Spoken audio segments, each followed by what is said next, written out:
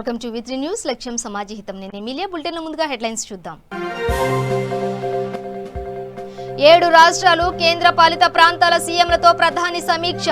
Corona virus కట్టడికి తీసుకోవాల్సిన చర్యలపై దిశానిర్దేశం చేసిన నరేంద్ర మోడీ. తిరుమల వెంకటేశ్వర స్వామి వారికి పట్టు వస్త్రాలను సమర్పించిన ఏపీ ముఖ్యమంత్రి. గరుడ వాహన సేవలో పాల్గొన్న జగన్. తిరుమలపై మంత్రి కొడాలి నాని చేసిన విపరీత వ్యాఖ్యలను ఖండించిన స్వామి పరిపూర్ణానంద. హిందూ దేవాలయాల గురించి మాట్లాడే హక్కు ఎవరికీ లేదన్న స్వామీజీ. విత్తనోత్పత్తిపై విత్తనం కంపెనీ ప్రతినిధులతో తెలంగాణ రాష్ట్ర ఆర్థిక శాఖ మంత్రి సమావేశం. సిద్దిపేట జిల్లాను విత్తనోత్పత్తి కేంద్రంగా తీర్చిదిద్దుతామన్న హరీష్ రావు.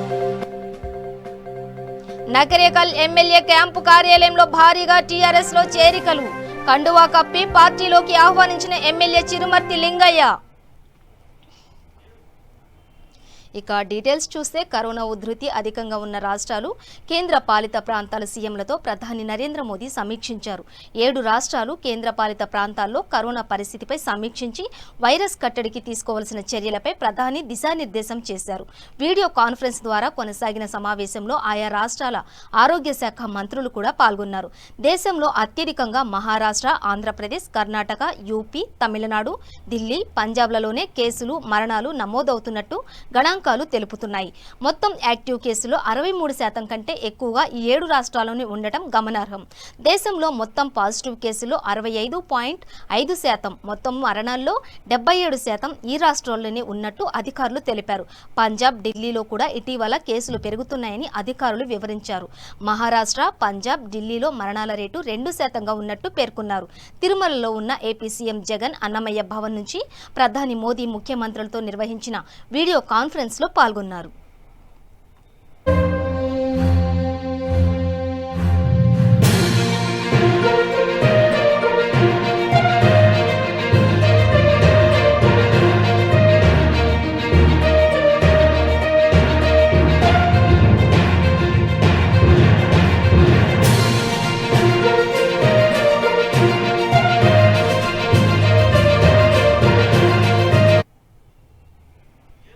తిరుమల వెంకటేశ్వర స్వామి వారికి రాష్ట్ర ప్రభుత్వం తరపున ముఖ్యమంత్రి జగన్ పట్టు వస్త్రాలను సమర్పించారు. అనంతరం గరుడ వాహన సేవలో పాల్గొన్నారు. అంతకుముందు బేడి ఆంజనేయ స్వామిని దర్శించుకున్నారు. అక్కడ ప్రత్యేక పూజలు చేశారు. ఢిల్లీ పర్యటనకు వెళ్లిన జగన్ అక్కడి నుంచి నేరుగా తిరుపతికి చేరుకున్నారు. అనంతరం తిరుమలకు చేరుకున్న ఆయనకు టీటీడీ చైర్మన్ వైవి సుబ్బారెడ్డి, మంత్రులు కొడాలి నాని, వెల్లంపల్లి తదితరులు స్వాగతం పలికారు. ఈ రాత్రికి సీఎం తిరుమలలోని పద్మావతి అతిథి గృహంలో బస చేస్తారు. రేపు ఉదయం మరోసారి శ్రీవారి దర్శనం చేసుకుంటారు.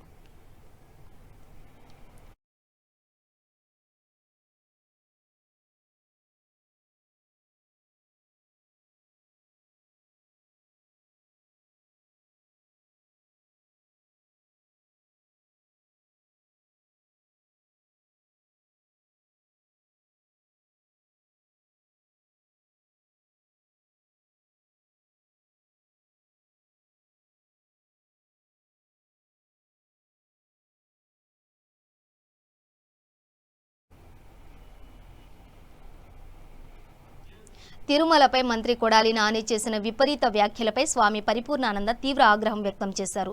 హిందూ దేవాలయాల గురించి మాట్లాడేటప్పుడు ఒళ్ళు దగ్గర పెట్టుకుని మాట్లాడాలని తీవ్ర స్వరంతో హెచ్చరించారు. మంత్రి నాని చేసిన వ్యాఖ్యలపై ముఖ్యమంత్రి జగన్ స్పందించకపోతే ఆయనే నానితో మాట్లాడించారని అనుకోవాల్సి వస్తుందని స్పష్టం చేశారు. తిరుమల దర్శనార్థం వెళ్లే సమయంలో ప్రతి ఒక్కరూ తప్పనిసరిగా డిక్లరేషన్ ఇవ్వాల్సిందేనని తేల్చి చెప్పారు.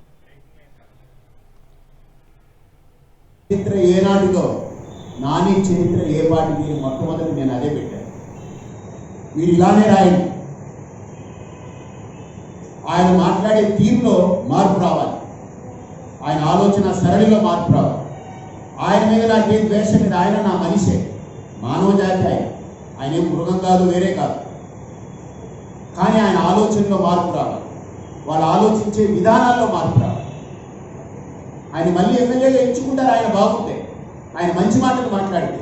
ఇలా మాటలు మాట్లాడిన వాళ్ళు గత ప్రభుత్వాల్లోనూ అంతకుముందు వాళ్ళలో ఎంతోమంది ఎగిరిపోయిన వాళ్ళు చూస్తున్నాను కదా. మళ్ళీ ఎందుకు ఆ తప్పులు చేస్తారు? ఎందుకు దేవుడితో పెట్టుకుంటారు? నిజంగా నాని గారికి ఏదైనా కోపం ఉంటే, టీడీపీ మీద కోపం ఉంటే వాళ్ళ మీద మాట్లాడుకోమనండి. ఏదైనా లేదు బీజేపీ మీద ఆయనకి ఏమైనా బాగా కోపం ఉందనుకోండి, వెళ్ళి తిట్టమని చెప్పండి. మేము ఎవడో నేను బాధపడేది ఉంటుంది. పార్టీ పరంగా మమ్మల్ని మాట్లాడమంటే మాట్లాడతాది వేరే విషయం. కానీ ఒక ధర్మము, ఒక దైవము, వెంకటేశ్వర స్వామి ఏం ద్రోహం చేశాడు? చర్చలు అసలు నువ్వెవరు పెట్టడానికి? అది ఏంటి అవుతుంది చర్చలు పెట్టడానికి? అది ఏం తెలుసని చర్చ? ఆయనకి చర్చలు అంటే చర్చ అనుకున్నాడు ఆయన, అంటే మన క్రైస్తవ చర్చ అని అనుకున్నాడు. మరి అది మీరు క్లారిఫై చేయాలి. పతికొండలో ఆంజనేయ స్వామి విగ్రహాన్ని ధ్వంసం చేశారు. ఈ రోజు ఇన్ని జరుగుతుంది.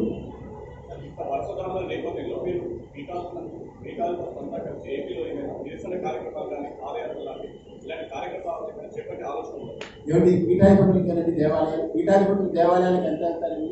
ఒక మాట, భక్తులు వెళ్తారు కదండి, లక్షల మంది. తిరుపతికి ఎంతమంది పీఠాధిపతులు వెళ్తారు చెప్పండి? నేనైతే చాలా తక్కువ వెళ్తాను. నేను కిందకి వెళితే కింద అక్కడున్న ధర్మ ప్రచారం గురించి చూసుకుంటాను, పాత బస్తీలకు వెళ్తాను, దళితవాడలకు వెళ్తాను, అక్కడ పిల్లలతో సంభాషిస్తాను, చేసుకుని వస్తాను. పైకి కొండకి వెళ్ళి దర్శనాలు చేసుకొని ఊగిళ్ళు ఊరండి. నేను వెంకటేశ్వర స్వామి కింద చూస్తాను. ఖచ్చితంగా ఇప్పుడు మేము ఖండిస్తున్నాము. ప్రజలందరూ కూడా దీనికి సమాయత్తం కావాలి. భక్తులు ఎవరైతే వెంకటేశ్వర స్వామిని ఇంట్లో పెట్టి పూజించుకుంటున్నారో, గుండెల్లో పెట్టి పూజించుకుంటున్నారో వాళ్ళు బయటికి రావాల్సిన అవసరం ఉంది. వస్తారు, తప్పకుండా వస్తారు.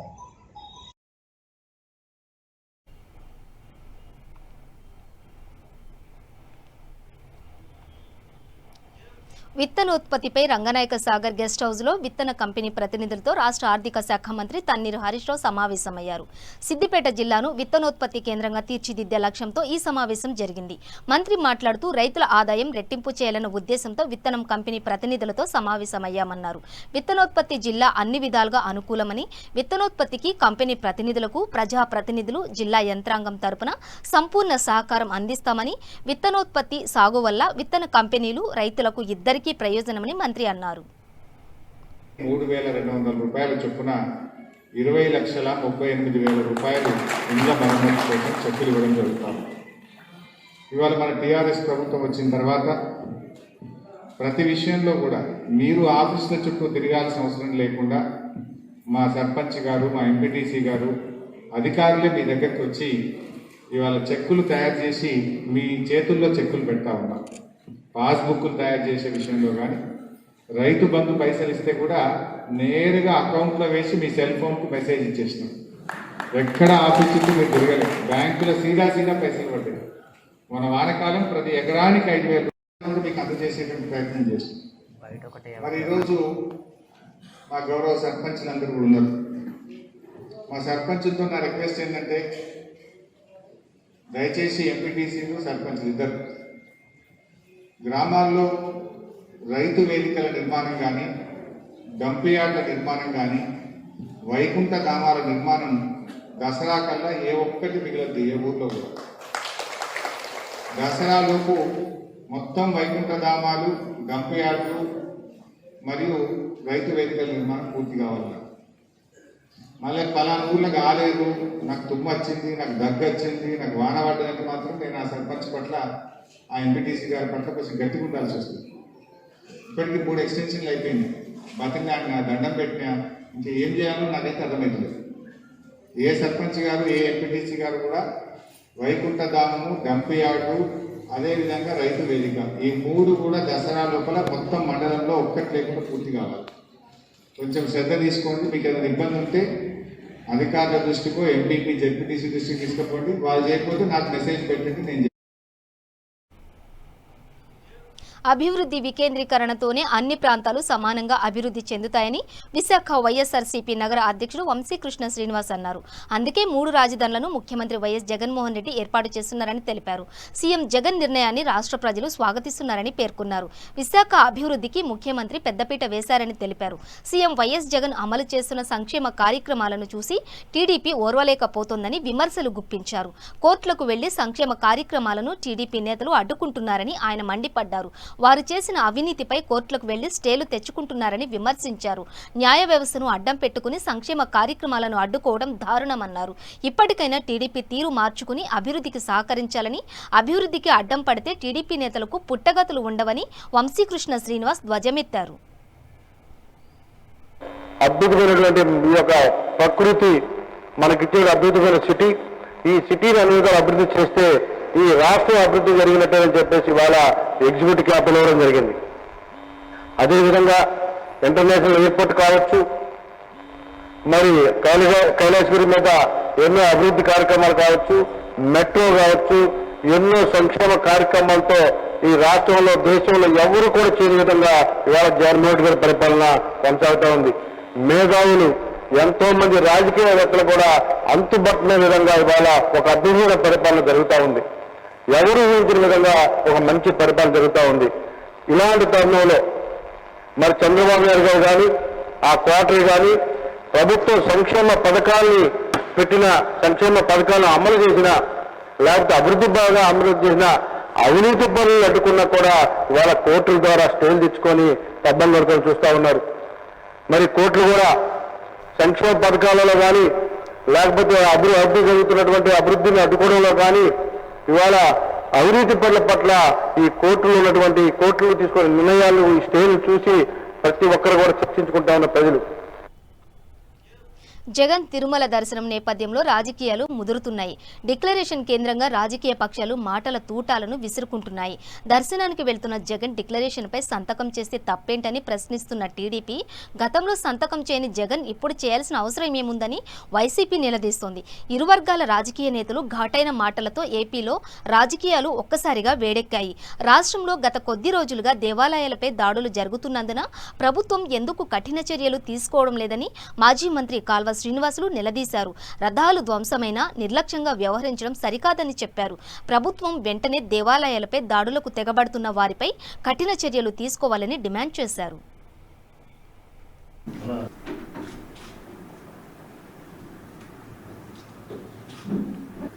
ఆంధ్రప్రదేశ్ రాష్ట్రంలో గత 100 రోజులుగా హిందూ ఆలయాలపైన జరుగుతున్న వరుస దాడులు ప్రజల్లో, ముఖ్యంగా భక్తుల్లో భయాందోళనలను నింపుతూ ఉన్నాయి. ఏ మత విశ్వాసాలకు విఘాతం కలిగిన స్పందించే గుణమున్న పార్టీ తెలుగుదేశం పార్టీ. సంస్కృతి మీద, ఆ సంస్కృతికి చిహ్నాలైన ఆలయాలపైన దాడులు జరుగుతూ ఉన్నాయి. ఆ దాడులు కూడా ఒక పథకం ప్రకారం ప్రభుత్వ ప్రోద్బలంతో జరుగుతున్నట్లు మనకు అనిపిస్తూ ఉంది. ఇది తెలుగుదేశం పార్టీ అభిప్రాయం మాత్రమే కాదు. ఈరోజు జరుగుతున్న దాడులపైన హిందూ ధార్మిక సంస్థలు తీవ్ర ఆందోళన వ్యక్తం చేస్తూ ఉన్నాయి. భక్తులు, ప్రజలు ఆశిస్తున్నది ఒకటైతే వాళ్ళు స్పందిస్తున్న విధానం దానికి పూర్తి విరుద్ధంగా ఉంది. సాధారణంగా ఒక సంఘటన జరిగితే ఆ సంఘటన ఎవరి మనోభావాలనైనా దెబ్బతీసే విధంగా ఉంటే ప్రభుత్వంలో ఉండే పెద్దలు, అధికారులు కానీ, లేకపోతే ప్రజాప్రతినిధులు కానీ, ముఖ్యంగా మంత్రులు, ముఖ్యమంత్రి లాంటి వాళ్ళందరూ కూడా అలాంటి దుస్సంఘటనల్ని పునరావృతం కాకుండా చూస్తాము. లౌకికవాదానికి మా ప్రభుత్వం కట్టుబడి ఉంది. ఈ రాష్ట్రంలో ఏ మత విశ్వాసం దెబ్బతిన్నా నా మనసు గాయపరుస్తుందని మొట్టమొదటి చెప్పాల్సిన వ్యక్తి జగన్మోహన్ రెడ్డి చెప్పాలి. ఎందుకంటే ఈ రాష్ట్రానికి ముఖ్యమంత్రి ఆయన. సంఘటన జరిగిన ప్రతిసారి విజయసాయిరెడ్డి మాట్లాడితే చంద్రబాబు నాయుడు గారిని తిడతాడు. వెల్లంపల్లి శ్రీనివాస్ అయితే చంద్రబాబు నాయుడిని, పవన్ కళ్యాణ్ను అరెస్ట్ చేస్తామంటాడు. ఇంకా కొడాలి నాని లాంటి వాళ్ళైతే ఒక ఉన్మాదంతో ఇష్టం వచ్చినట్లు మాట్లాడి అగ్నికి ఆజ్యం పోసినట్లు. ముందే భక్తులంతా బాధపడతా ఉంటే, ఆందోళన చెందుతూ ఉంటే ఈ ప్రభుత్వం ఎటు తీసుకెళ్తా ఉంది ఈ రాష్ట్రాన్ని? హైందవ సంస్కృతి సాంప్రదాయాల మీద ఇంత పెద్ద ఎత్తున దాడులు జరుగుతూ ఉంటే ఒక నమ్మకాన్ని భరోసాను ఇవ్వాల్సిన మంత్రులు, ప్రభుత్వంలో ఉండే పెద్దలు ఆంజనేయ స్వామి చెయ్యి ఇరిగితే బొమ్మే కదా ఏమవుతుంది అంటాడు కొడాలి నాని. చాలా బాధ్యతారహితంగా, రెచ్చగొట్టే విధంగా, భక్తుల మనోభావాలు దెబ్బతినే విధంగా, హైందవ సంస్కృతిని ఆచరించే వాళ్ళందరూ తీవ్రమైన ఆందోళన చెందే విధంగా రాష్ట్ర ముఖ్యమంత్రి తిరుమల తిరుపతికి వెళ్లి పట్టు వస్త్రాలు ఇవ్వడం ఆనవాయితీగా వస్తోందని, ఆ పట్టు వస్త్రాలు ఇవ్వడానికి వెళ్లిన సీఎం జగన్ డిక్లరేషన్ ఇవ్వాలని తెలుగు మహిళా అధ్యక్షురాలు వంగలపూడి అనిత అన్నారు. టీటీడీ ఆచారం ప్రకారం డిక్లరేషన్పై సంతకం పెట్టాలి అనే పద్ధతి 1860 నుంచి ఉందని, బ్రిటిష్ కాలంలో బ్రిటిష్ వారు సైతం ఈ విధానాన్ని అనుసరించారని చెప్పారు. 2009లో ఎంపీగా ఉన్న జగన్ తిరుమల తిరుపతికి డిక్లరేషన్ ఇచ్చి వెళ్లారని, ఇప్పుడు డిక్లరేషన్ ఇవ్వడానికి ఇబ్బంది ఏంటని నిలదీశారు.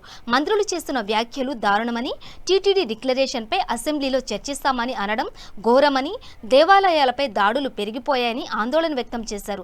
మంత్రి జయరాం బెంజికార్ వ్యవహారం పక్కకు వెళ్లడానికి మంత్రులు విపరీత వ్యాఖ్యలు చేస్తున్నారని అన్నారు.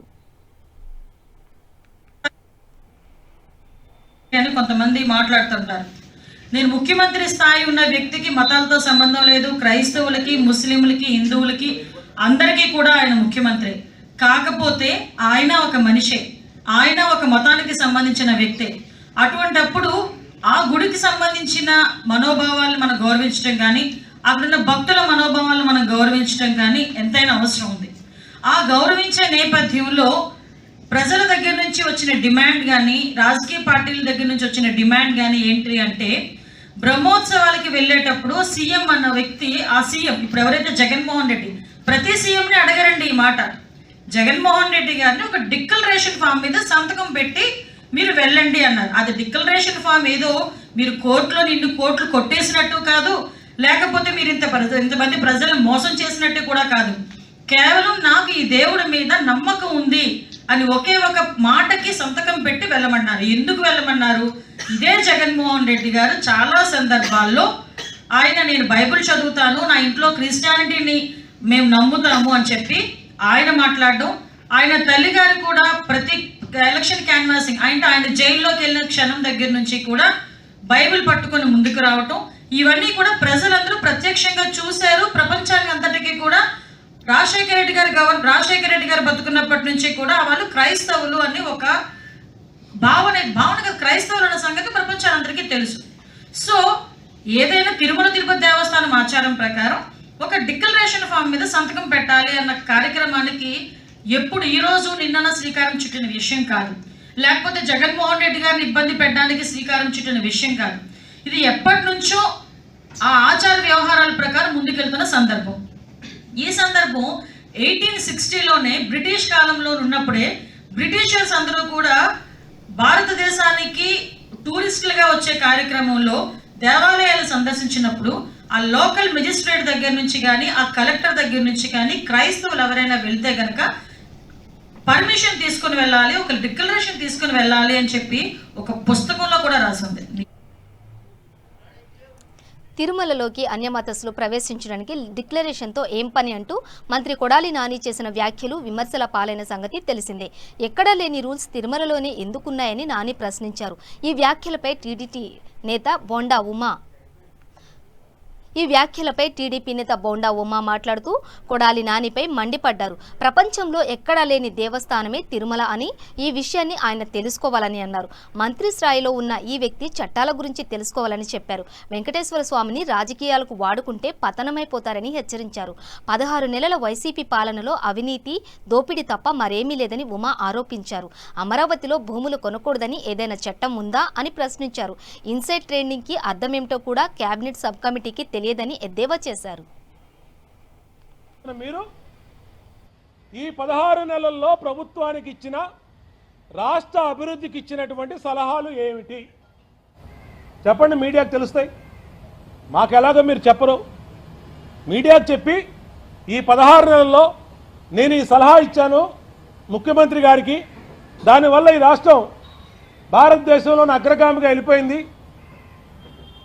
మేము ఈ విధంగా పొడి చేసాం, మేము ఈ విధంగా చేసేసాం, దానివల్ల రాష్ట్ర ఆదాయం పెరిగిపోయి ప్రతి ఒక్కడు కోటీశ్వరుడు అయిపోయాడు నా సలహాల వల్ల అని చెప్పి చెప్పమని అడుగుతా ఉన్నాం.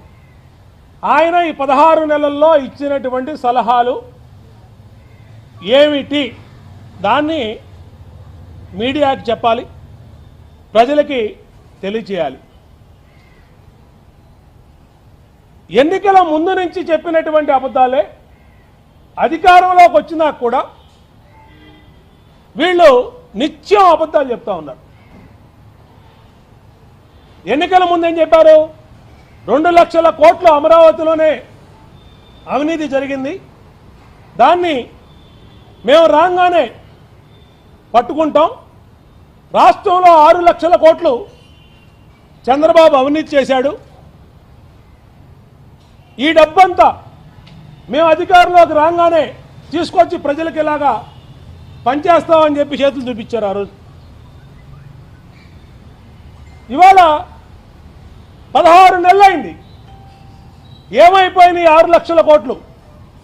ఏమైపోయినాయి అమరావతిలో 2 లక్షల కోట్లు? ఎంపరర్ ఆఫ్ కరప్షన్ అని చెప్పి బుక్కులేసి గల్లీ నుంచి ఢిల్లీ దాకా పంచినటువంటి మీరు ఇవాళ ప్రజలు అడుగుతా ఉన్నారు, 16 నెలల్లో ఏం పీకారు మీరని అడుగుతా ఉన్నారు. అంతేకాదు, నిన్న కూడా ఇప్పటికీ అనేక సార్లు మేము మీడియా సాక్షిగా ప్రశ్నించాం. అమరావతిలో 2014లో రాష్ట్ర విభజన జరిగిన తర్వాత, కొత్త ప్రభుత్వం ఏర్పడిన తర్వాత, జూన్లో ఈ పాలన మొదలైన తర్వాత ఆ రోజున్న పరిస్థితులు, అమరావతి శివరామకృష్ణన్ కమిటీ రిపోర్ట్ వచ్చిన తర్వాత, ప్రభుత్వం ఏర్పడిన నాటి నుంచి, అలాగే అమరావతిని ప్రకటించిన అక్టోబర్ వరకు ఈ అమరావతి 29 గ్రామాల కోర్ క్యాపిటల్లో జరిగినటువంటి రిజిస్ట్రేషన్లు 127 ఎకరాలు మాత్రమే. కావాలంటే ఇవాళ అధికారంలో మీరున్నారు, మేము తప్పు చెప్తున్నామంటే ఈ 29 గ్రామాల్లో జరిగిన రిజిస్ట్రేషన్స్ మీరు అనౌన్స్ చేయండి.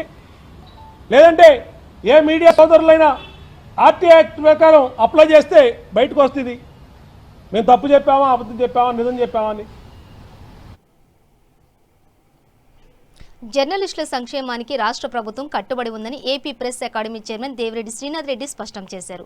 ఆయన మీడియాతో మాట్లాడుతూ జర్నలిస్టులు ప్రజలకు ఏ విధంగా ఉపయోగపడాలో శిక్షణ ఇస్తామని, గ్రామీణ డెస్క్ విలేకరులకు శిక్షణ ఇవ్వాలని నిర్ణయించామన్నారు. ఒక వెబ్సైట్ కూడా ఏర్పాటు చేస్తున్నామని, జర్నలిస్టులు ఎన్నో విధాల సమస్యలు ఎదుర్కొంటున్నారని తెలిపారు.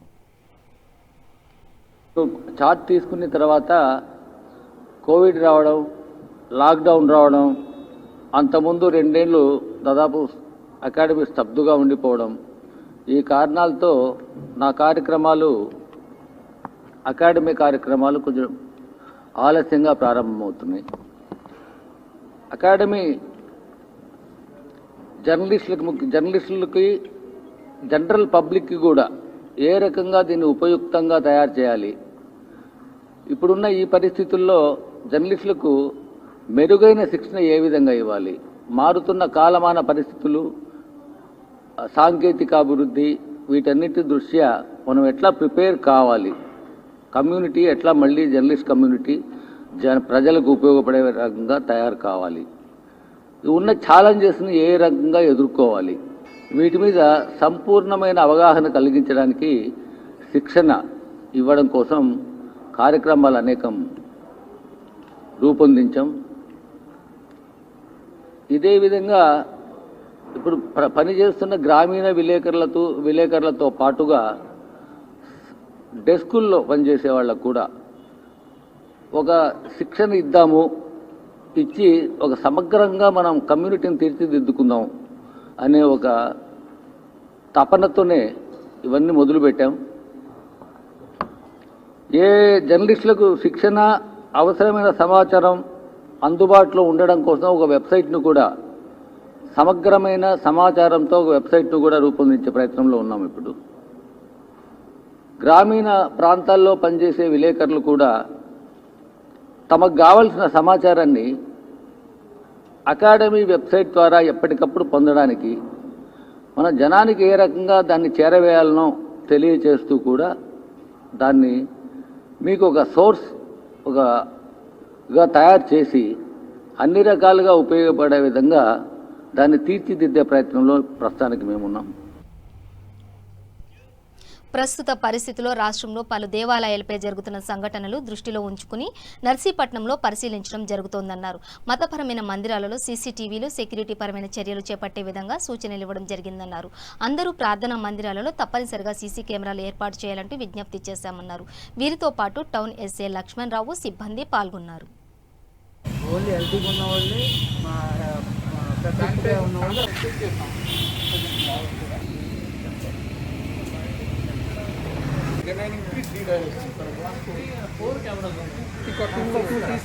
అందరికీ నమస్కారం. ఈరోజు నేను సిఐ నర్సీపట్నం టౌన్ ఇంకా ఎస్ఐ నర్సీపట్నం టౌన్తో ప్రతి రిలీజియస్ ఇన్స్టిట్యూషన్స్కి చెక్ చేసాము. ఈ డీజీపీ సార్ ఇన్స్ట్రక్షన్స్ ప్రకారం ఇంకా ఎస్పీ సార్ ఇన్స్ట్రక్షన్స్ ప్రకారం మేము ప్రతి రిలీజియస్ ఇన్స్టిట్యూషన్స్కి చెక్ చేసాము. సెక్యూరిటీ ఆస్పెక్ట్స్ గురించి, సీసీటీవీస్ గురించి, అన్ని సేఫ్టీ ఆస్పెక్ట్స్ గురించి ఎండౌమెంట్స్ వాళ్ళతో, మస్జిద్ మేనేజర్స్, వైస్ ప్రెసిడెంట్తో, చర్చ్ కమిటీ మెంబర్స్తో మాట్లాడడం జరిగింది. ఇన్స్ట్రక్షన్స్ కూడా ఇచ్చాము. అండ్ పీస్ కమిటీస్ గురించి కూడా మాట్లాడడం జరిగింది. We are planning to keep peace committees as much as possible so that religious harmony and peace is maintained in Narsipatnam. Thank you. పట్నం మున్సిపాలిటీలో ఉండేటువంటి నర్సీపట్నం టౌన్, పెదబొడ్డేపల్లి, బలిఘట్టంలో ఉండేటువంటి ప్రార్థనాలయాలైనటువంటి దేవాలయాలు, మాస్కులు, చర్చిలు యొక్క ప్రెసిడెంట్, సెక్రటరీ, కమిటీ మెంబర్స్ అందరికి కూడా నర్సీపట్నం పోలీస్ శాఖ తరఫున విజ్ఞప్తి అండి. మీరందరూ కూడా Andhra Pradesh public safety and security act ప్రకారం ప్రతి ప్రార్థనాలయానికి కూడా సీసీ కెమెరాస్ ఏర్పాటు చేసుకోవాల్సిందిగా నర్సీపట్నం టౌన్ పోలీసు వారు ఇప్పటికే నోటీసులు సర్వ్ చేయడం జరిగింది. నకరికల్ ఎమ్మెల్యే క్యాంప్ కార్యాలయంలో నకరికల్ పట్టణం 13వ వార్డుకు చెందిన యాసారపు శ్రీను, చెరుకు వీరయ్య, పల్లె విజయ్ ఆధ్వర్యంలో వివిధ పార్టీలకు చెందిన 100 మంది యువకులు టీఆర్ఎస్ పార్టీ చేస్తున్న అభివృద్ధి సంక్షేమ కార్యక్రమాలకు ఆకర్షితులై నకరికల్ శాసనసభ్యులు చిరుమర్తి లింగయ్య సమక్షంలో టీఆర్ఎస్ పార్టీలో చేరారు. నూతనంగా పార్టీలో చేరిన వారిని ఎమ్మెల్యే చిరుమర్తి లింగయ్య గులాబీ కండువా కప్పి పార్టీలోకి ఆహ్వానించారు.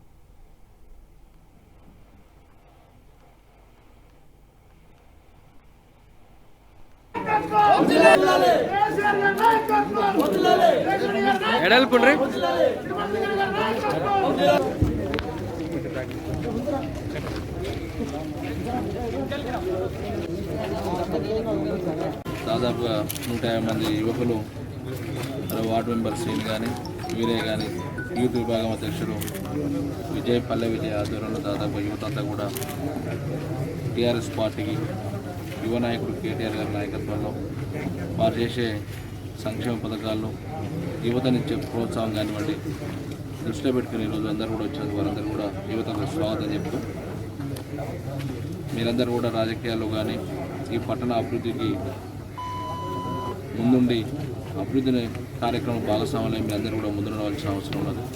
యువతకు కేటీఆర్ గారు, కేసీఆర్ గారు కానీ, జిల్లా మంత్రి జగదీష్ రెడ్డి గారి సహకారంతో మీకు కావాల్సిన సదుపాయాలు కానివ్వండి, వనరులు కానివ్వండి, ఖచ్చితంగా ప్రభుత్వం స్పోర్ట్స్ సంబంధించినవి కానివ్వండి ఖచ్చితంగా ప్రభుత్వం ఏర్పాటు చేస్తుంది.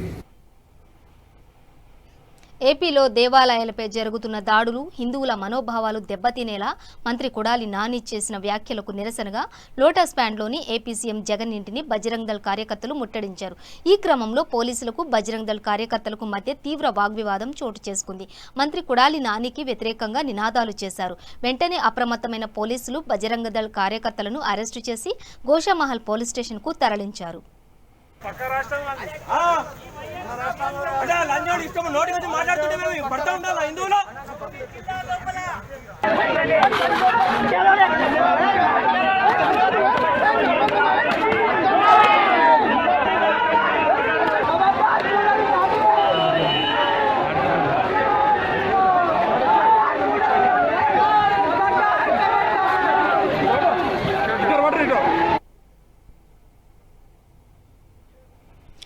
ముగించే ముందు హెడ్లైన్స్ మరోసారి. 7 రాష్ట్రాలు కేంద్ర పాలిత ప్రాంతాల సీఎంలతో ప్రధాని సమీక్ష. కరోనా వైరస్ కట్టడికి తీసుకోవాల్సిన చర్యలపై దిశానిర్దేశం చేసిన నరేంద్ర మోడీ. తిరుమల వెంకటేశ్వర స్వామి వారికి పట్టు వస్త్రాలను సమర్పించిన ఏపీ ముఖ్యమంత్రి. గరుడ వాహన సేవలో పాల్గొన్న జగన్. తిరుమలపై మంత్రి కొడాలి నాని చేసిన విపరీత వ్యాఖ్యలను ఖండించిన స్వామి పరిపూర్ణానంద. హిందూ దేవాలయాల గురించి మాట్లాడే హక్కు ఎవరికీ లేదన్న స్వామీజీ. విత్తనోత్పత్తిపై విత్తనం కంపెనీ ప్రతినిధులతో రాష్ట్ర ఆర్థిక శాఖ మంత్రి సమావేశం. సిద్దిపేట జిల్లాను విత్తనోత్పత్తి కేంద్రంగా తీర్చిదిద్దుతామన్న హరీష్ రావు. నకరేకల్ ఎమ్మెల్యే క్యాంపు కార్యాలయంలో భారీగా టీఆర్ఎస్ లో చేరికలు. కండువా కప్పి పార్టీలోకి ఆహ్వానించిన ఎమ్మెల్యే చిరుమర్తి లింగయ్య. ఇవి బులెటిన్ డీటెయిల్స్. చూస్తూనే ఉండండి V3 న్యూస్ లక్ష్యం సమాజహితం.